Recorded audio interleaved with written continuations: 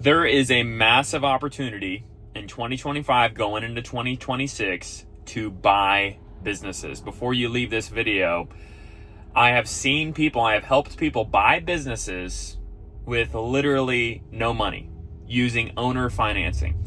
So today's video, I'm going to explain why buying a business versus starting can sometimes be the better option. And I'm going to explain to you why there's a massive opportunity for this specific transaction instead of starting. So I have bought a business and I have started a business from scratch. I own a business insurance agency. I also own a couple other businesses, but in my insurance agency, we bought a personal lines insurance agency a year into starting my business. That agency's done really well. It has cash flowed over the loan that we got for it. So we've made money off of buying that business. And looking back on it, I wish I would have bought an agency before starting mine from scratch, because you have revenue coming in. So I have experience starting from scratch, and I have experience buying. So I want to explain to you why I think buying can be a better approach. If you are going from a job, let's say you make decent money or you make a lot of money, and you're going from a job, and starting a business from scratch has upsides and downsides. Downside is if it doesn't catch on, you don't make any money. The upside is if it doesn't work, usually if you kind of start a low capital business, you're not really losing that much money.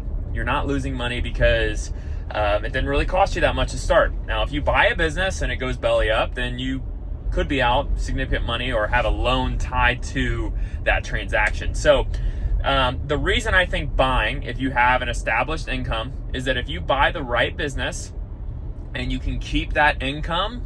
So let's say you buy a business that's doing a profit of 200 grand, okay? And let's say you take it over and you have to pay back the seller about $50,000 a year, and you were able to keep the profit where it is and all the expenses are where it is, the income where it is, everything exactly the same, which can be hard, but theoretically you'd want to increase it.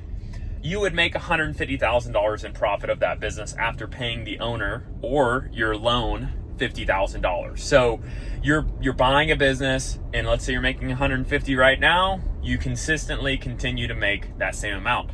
So from buying a business, if you buy the right one, you do enough due diligence, you go through the process, and you go through that process and you find the right business and you buy it, you can continue to keep income for your family. So if you're in a situation where you're like, hey Nate, I really want to start a business, I really want to be an entrepreneur, but I don't know if I can take the pay cut right now. I don't know if I can take that massive dip and pay. I'm confident I want to do it, but that's where buying a business. Okay, so that's where you can keep your income more level.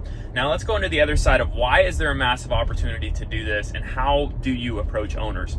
The massive opportunity is right now the average age of a business owner in the United States is in their 50s. This means over the next 5 to 10 years, these business owners are going to want to transition into retirement. Their main issue is their contingency plan. That means who's going to continue their business? Is it their kids? Oftentimes it isn't, because the kids go, usually if it's a successful business, the business owner pays for their kids to go to great schools, they go get a great job somewhere else, they see the stress that their parents go through, they don't want to do it, they don't have that grit because they came from money. So the owner's kids don't want to do it. The employees, a lot of times these businesses, if it's a smaller business, the employees aren't making that much and they're not an owner. Those employees are workers. They don't want to own it. They don't want to have the responsibility. They want to get their paycheck and go party on Friday night.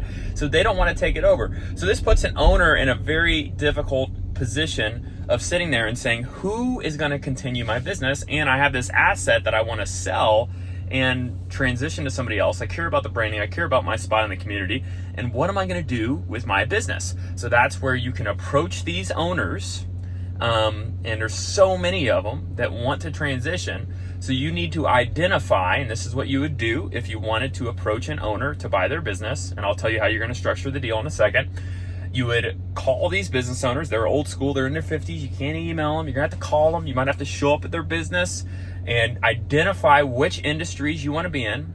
And if you don't know which industry you want to buy a business in, you should buy my book. I'm not trying to plug my book. I'm just saying in my book, I go through how to buy a business, how to determine which business idea is for you. I have 6 categories where you score a business idea. My book is only $5. There's a link below. and you can score a business idea on which one makes sense for you. There's a lot of categories. There's a lot of things that go into it. So I'll put that there for a second. So once you've identified which businesses you would want to buy and what industry, what specific ideas, then you approach those businesses through calls, through emails, through cold visits, and you just do it all around where you live, and just reach out to as many as you can and do it methodically, follow up, schedule meetings, have coffee.